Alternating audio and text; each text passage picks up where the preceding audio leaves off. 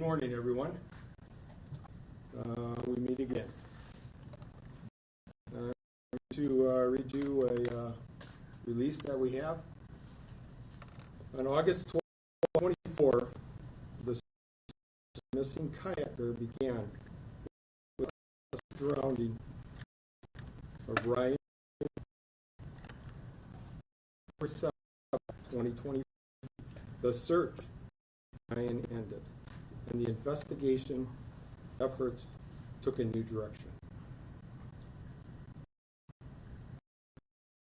That Ryan had left the United States, and he most certainly was not in Green Lake. That was our biggest thing, that we knew he wasn't in our lake, thanks to many partners. On December 10th, Ryan arrived. He was then booked into the correctional facility and is awaiting his initial appearance. In one of my press conferences, I said, could be Christmas. I want to say thanks again to Keith Cormack of Bruce's Legacy, diver Charlie DeGroot, the Wisconsin DNR, MOCIC, Homeland Security, the FBI, Department of Justice, Division, Criminal Investigations, the Green and the Green Lake County community, the Watertown community, but most of all, the Green Lake County Sheriff's Office.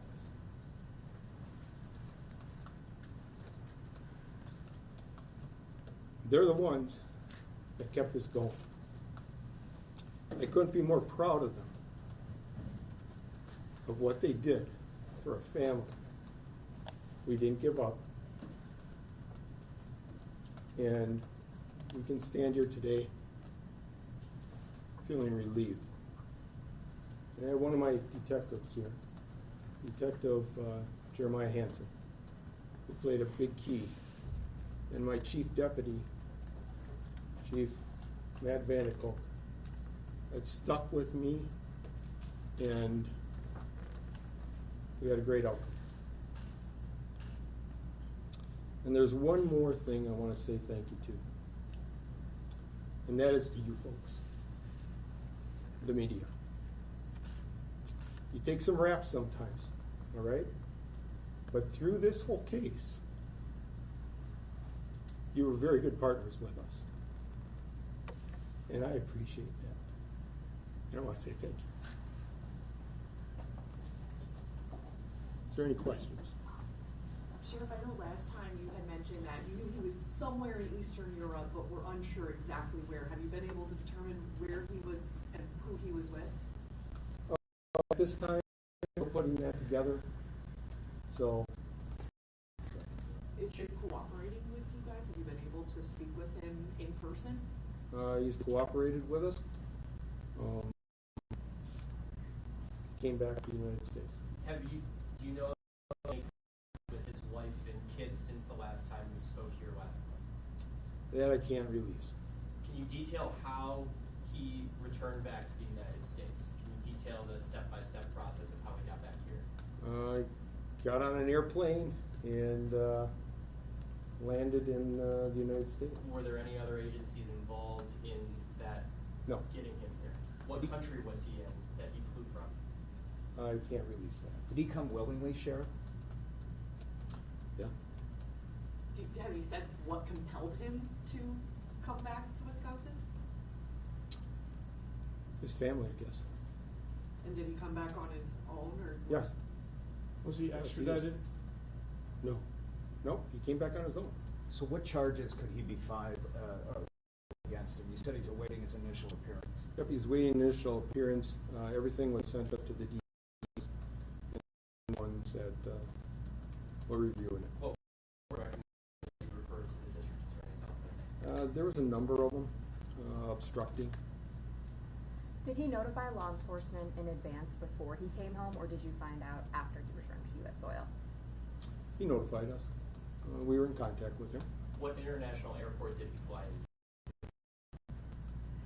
I'm not going to release that right now. Was he taken into custody by law enforcement at that airport, or did he return to Green Lake and turn himself in? He returned on his own. When is his first court appearance? That I'm not sure.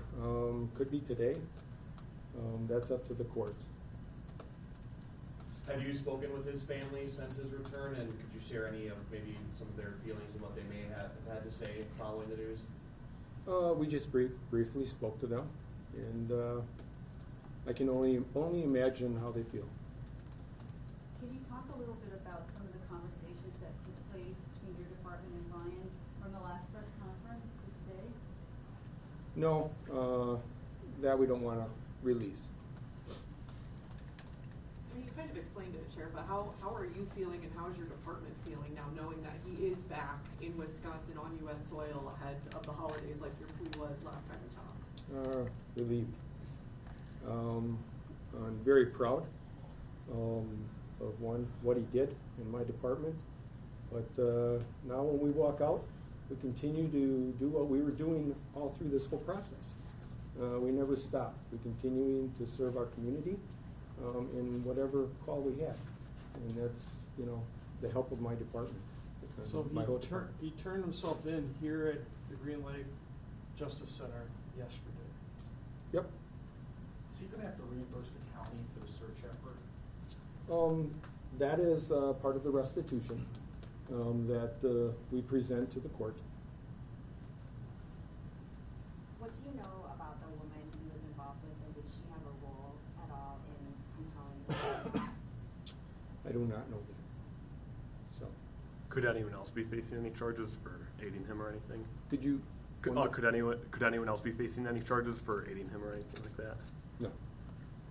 Sheriff, last you spoke, you said that in communication with him, he wanted to make things right or figure out a way out of this. Has he given any indication on his mindset now that he's back? I can't release that. That's all part of the investigation yet going on. But I just want to thank everybody for all the support given my department and the help, the partnership. I'm really happy to see individual, one of our divers, that took this to heart as much as we did. That just speaks volumes of community and what people are all about. Could you speak to what it was, whether that was Detective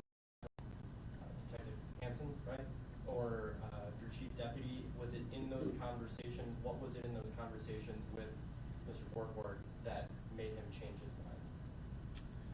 That's going to be up to him someday, but we're not going to release that.